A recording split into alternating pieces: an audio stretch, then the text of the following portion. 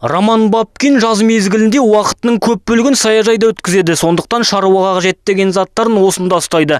Бірақ оңбай опық жедім деген азамат өз басынан өткен оқиға сабақ болғанын айтады. Бағалы саймандарына толы саяжайына ұры түсіп, сан соғып қалған. Значит, мы с женой выехали туда, и застали. Әйелім екеуміз саяжайға келсек, үйіміздің құлпын бұзып тастаған екен. Түк қалдырмастан керекті құрал жабдықтарының түгін қалдырмай алып кетіпті. Шаруашылықта қажет заттардың бәрін тонап кетіп отыр.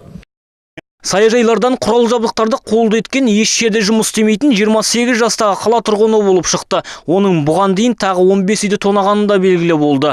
Ол тапа-тал түсте көлігімен саяжайларға барып, бағалы құралдарды машинасына тиеп әкетіп отырған.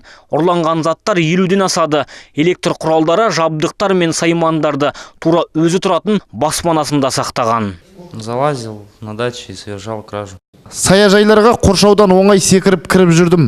Үйлеріндегі құлыпты бұзып сатуға болады деген заттарды ұрладым. Негізінен құрал жабдықтар, шамамен 15 саяжай үйінің құлпын бұзып үлгердім.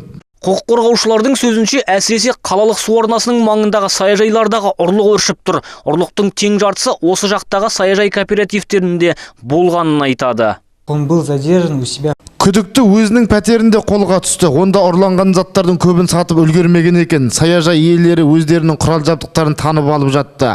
Күдіктіге қатысты қылмыстық кодексінің 188 бабы 2 бөліміне сәйкес іс қозғалды. Әлбетте, саяжай кооперативтеріне кіреберісте күзет қызметкерлері бар. Яғни саяжай аумақтарына екінің бірі кіріп кетуі мүмкін емес. Бірақ ұрыларға бұл да бөгет болмай жатқан сыңайлы. Сондықтан құқық қорғаушылар бағалы заттарды саяжайда қалдырмаңыздар деп қана кеңес бере аламыз дейді.